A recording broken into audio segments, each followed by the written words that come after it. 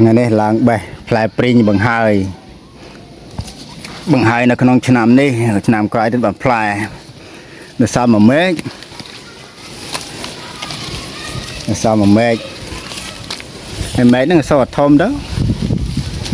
ទូចមួយនេះប៉ុន្តែមេជើងមួយផ្លែសល់មួយមេឃហ្នឹង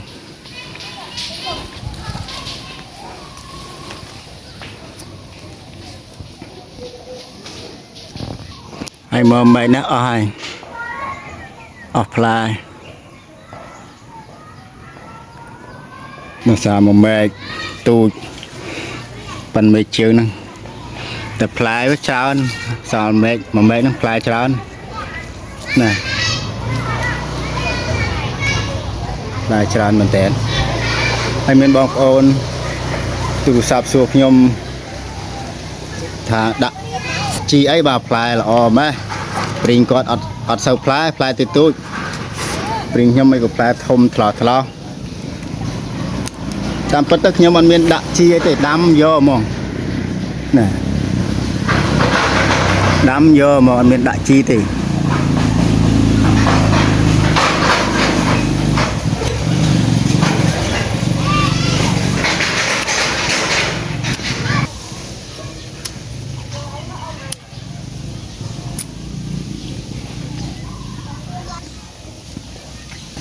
ហើយអ្នកនៅចិត្តហ្នឹង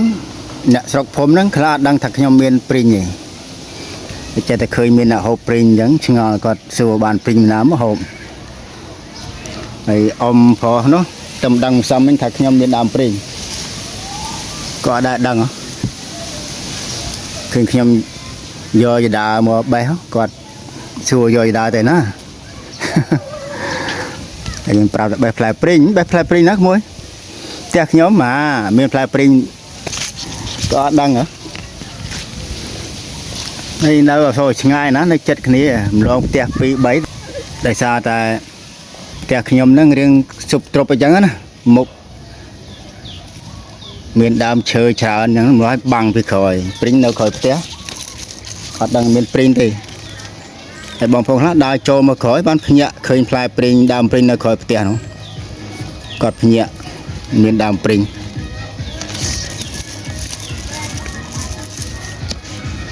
ហើយបងអូនថ្លៃខ្ញុំមួយហ្នឹងគាត់ដឹងថាមានដើមព្រីងក៏ប៉ុន្តែគាត់ថាតែមានមួយដើមដល់ចូលមកមាន2ដើមដល់មាន2ដើមប្រាប់ឲ្យបេះយកចែកមកឲ្យហូបទៅយកដាយអញ្ចឹងណាទៅចាក់ក្រក់អីឥឡូវនោះសល់មួយដើមសល់មួយមេឃហ្នឹង2ដើមសល់មួយមេឃហ្នឹងមេឃទូចទៀតហើយនៅផ្លែច្រើនមានបងប្អូនណាដែលស្គាល់គ្នាគាត់ចូលចិត្តព្រីងខ្ញុំបេះយកទៅឲ្យតាប្រហែលថ្ងៃមុនបេះយកទៅឲ្យមកកូនថងគាត់ឲ្យលុយ4-10ម៉ឺនគាត់ចាក់សាំងដែរតាមពិតទៅលុយ4-10ម៉ឺនហ្នឹងវាអត់សមតម្លៃព្រីងហ្នឹងទេក៏តែគាត់ចេះឲ្យណាចេះជូនទៅណាមួយខ្ញុំឡើងបេះផ្ទាល់ហើយព្រីងខ្លួនឯងផ្ទាល់ទៀតធម្មជាតិអញ្ចឹងទៅគាត់ចេះឲ្យតម្លៃទៅតាមហ្នឹងអញ្ចឹងណាឲ្យតម្លៃសម្រាប់ធម្មជាតិឲ្យតម្លៃសម្រាប់ឡើងបេះហើយបើតែភាសាទៀតជីឡានយកទៅឲ្យមិនព្រីងមកកូនថងតម្លៃ4-10ម៉ឺនទេអត់ទេគាត់ចេះតែជូនអញ្ចឹងណាហ្នឹងហើយចាយហូបអីផងទៅណាព្រីងមកកូនថង4-10ម៉ឺនហ្នឹងយកលុយទៅណោះតែព្រីងនេះមានបងប្អូនលក់បានច្រើនណាស់មកកំប៉ុងថ្លៃមែនតើដល់8000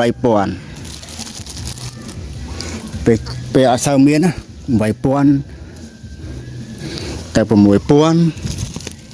ន្តិចវល់មកកំប៉ុងព្រីងធំតែ4-10គ្រាប់មកកំប៉ុង4-10គ្រាប់មកកំប៉ុងឧបមាថាឥឡូវមកកំប៉ុង6000ចុះ10កំប៉ុង60000 20កំប៉ុងពី10ម៉ឺនបាទហើយព្រីងនេះវាមានតែតូចណាធំកំប៉ុងយើងទូចហ្នឹងតែ4-10ព្រីងមកកំប៉ុងយើងមិនគិតតម្លៃរឿងលុយកាក់ណាយធំណាបងប្អូនគាត់ចង់ហូបឃើញខ្ញុំមានព្រីងក៏គាត់ ឲ្យបេះផ្ញើយ៉ាងទៅតែប៉ុណ្ណឹងខ្ញុំមិនអ្នករស់ស៊ីលក់ដូរណាពេញទំហឹងណាទេបើគេអ្នកលក់ដូរមែនតើវាចិត្តតែបានមានអីព្រីងថ្លៃទាំងអីហ្នឹងមកកំប៉ុង8000 6000 5000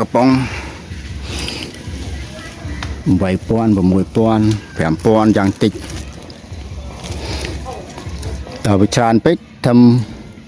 3-4000ដែរណាមកកំប៉ុងណាយើងគិតថាធ្វើមកកំប៉ុង4000ក៏វាគ្រាន់បើ10កំប៉ុងក៏វា40000អញ្ចឹងដែរហ្នឹងតែព្រីងនេះមិនមកកំប៉ុងតម្លៃ3-4000ទេវាធំវាថ្លៃដែរណាណាឲ្យខ្ញុំមិនទៅលក់ស្អីបងប្អូនណាគាត់ចង់ហូបឃើញគាត់បេះទៅឡើងបេះទៅមិនទៅលក់ទៅដូរណាតែបើថាខ្ជិលបេះឲ្យខ្ញុំបេះហ្នឹងលក់វិញវាចាពុំមានឲ្យបេះមិនបាំងឲ្យម្ចាស់បេះឲ្យទៀតមិនលក់ឲ្យបេះហូបមិនបាំងតែថាមែនអង្គុយតែលក់ទាំងអស់ទេណាជួនកាលក៏ឲ្យហូបធម្មតាបេះឲ្យហូបទៅទៀតមិនតិចចិត្តអាក្រក់អីតែណាតាចង់ដឹងមនុស្សថាមនុស្សខ្ជិលយើងទៅអីចិត្តល្អមើលមនុស្សខ្ជិលពេកទៅលក់ទៅឲ្យបេះហូបមិនបាំង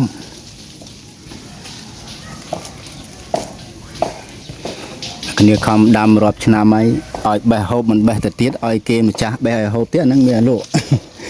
អេនៅឆ្ងាយមានស្អីអ្នកចិត្តមកឃើញហើយឲ្យបេះហូបមិនបេះនេះហើយចង់ហូបឲ្យបេះហូបអត់បេះ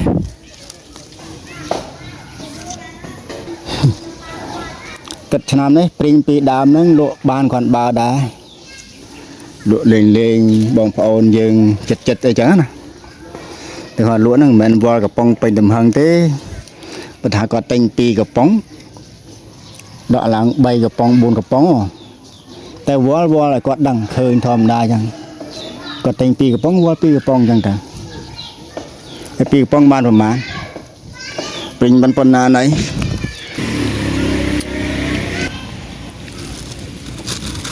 ញ៉ាំមុនមិញទិញ3កំប៉ុងដាក់ឡើងដល់6កំប៉ុងវល់កំប៉ុងឡើង6កំប៉ុងមិនអស់ចិត្តថែមប្រមាណដៃទៀតតិចពេកហ៎ណាតិចពេកម្ល៉េះចិត្តឲ្យគាត់ជូនគាត់ហូបទៅឲ្យគាត់មិនយកម្ល៉េះគាត់ចង់ឲ្យយើងលុយយើងខ្លះចឹងណាឲ្យគាត់ក៏អត់យកគាត់ខ្លាចចិត្តខ្លាចថ្លើមយើងដែរយើងខំបេះខំដាំដល់ឲ្យគាត់ចឹងគាត់អត់យកគាត់ចេញលុយចេញកាក់ទៅបងប្អូនខ្លះក៏ឲ្យទៅទេហ្មងឲ្យហូបទៅខ្លះឲ្យមិនយកទៅទៀតខ្លាចឯងដាក់ថ្នាំមានគីមីពិបាកដែរថ្នាំហ្នឹងព្រីងបេះនៅដើមណាអត់យកអត់ទៅមានទៅពិបាកអីតែរកព្រីងនឹងហូបមិនបានផង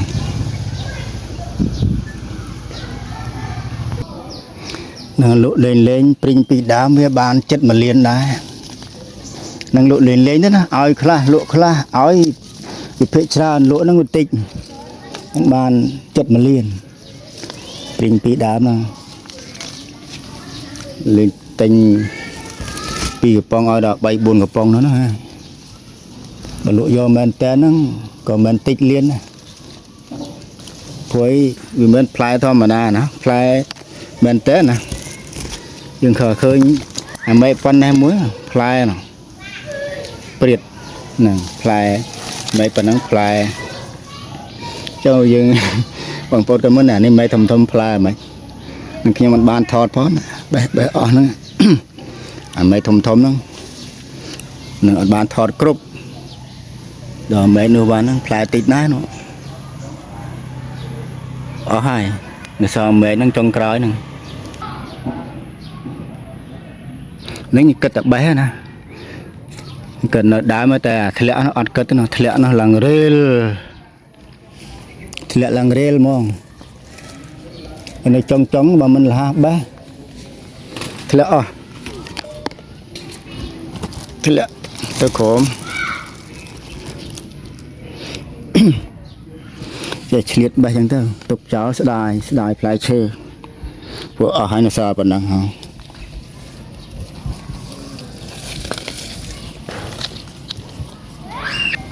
คือมันเตาประกันครูนี่เราล้างเราแบบการน้าประกอบเนี่ยสายเนี่ยล้างถนอดล้างโดงจัง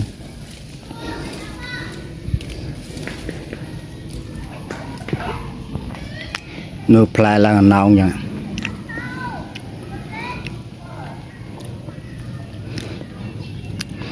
แม่นั่งแม่ทำมันแบ่ละโหดังมันปลายมันนั่งนะแม่มือนั่ง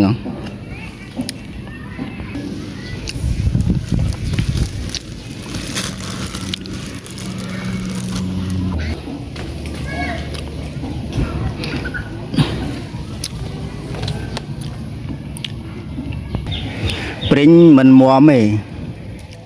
พออย่างตีน่ะมันติ๊กบะ